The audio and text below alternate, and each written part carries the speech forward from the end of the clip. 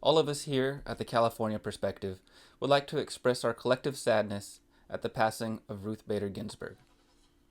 There are other videos out there on her life and accomplishments. I would like to encourage you to watch a few of those. She was a giant on equality and constitutional rights for women and men long before she joined the Supreme Court. So I encourage you to go on learning about her.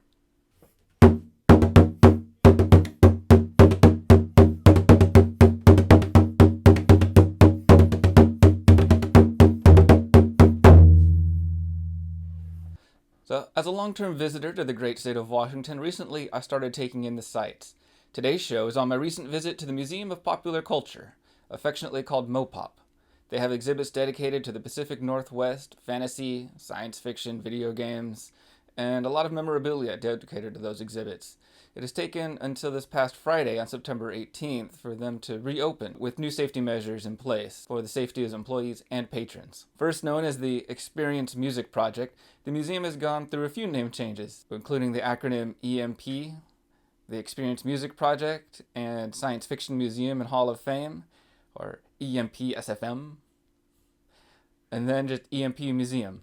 The Museum of Popular Culture was a name more in keeping with what they had been doing when they changed their name in 2016.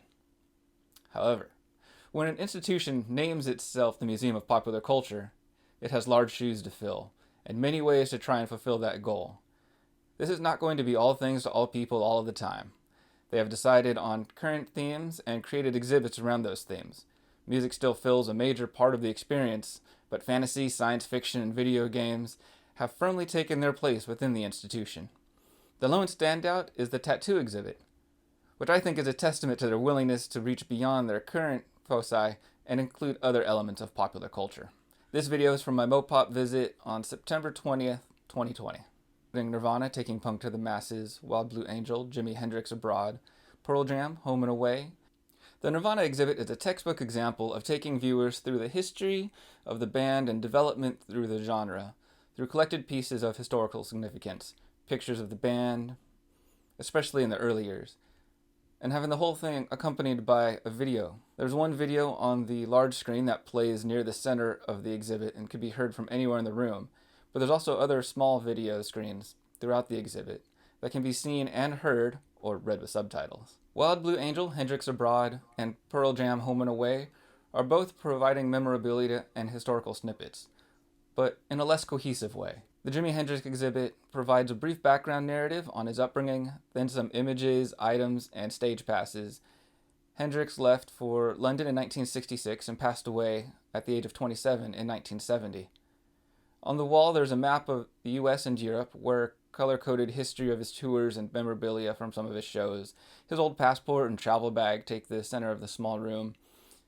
The exhibit's images and interview playing from speakers overhead seem targeted to humanize the man behind the fame and inviting the viewer to explore and find out more. The time frame is rather narrow, focusing on 66 to 1970. This one was a little disappointing to me. I really wanted to see more of his history behind the scenes. I mean, he had a wealth of music and traveled a lot, and a lot of it was into his music, but so there must be more behind the scenes information out there. It wasn't there for us on display. The Pearl Jam exhibit is different from the other musical exhibits due to its sheer size. A collaboration among MoPop, Pearl Jam, and the Pearl Jam fan club called 10 Club, this is a fan appreciation mini-museum. Pearl Jam is still active and has been around since 1990, so the over 200 pieces of memorabilia from albums, concerts, tours, and practices is staggering. This is a must-see for any Pearl Jam fan, for sure. This is not a tour of the interpersonal relationships of the band members or a timeline of their inner history. This is a rare sampling of anything and everything a loving collector could get his or her hands on and organized for their fellow fans. Hey YouTube, hope you liked what you saw. We were focusing on the musical aspect of the Museum of Pop Culture with Nirvana, Pearl Jam, and Jimi Hendrix. So, hope you liked it. Leave a comment. Let me know if you like this kind of video. There's more stuff coming from the Museum of Pop Culture, so if you want to see more, we can make that happen. All right, catch you next time. Remember to like and subscribe. Take care.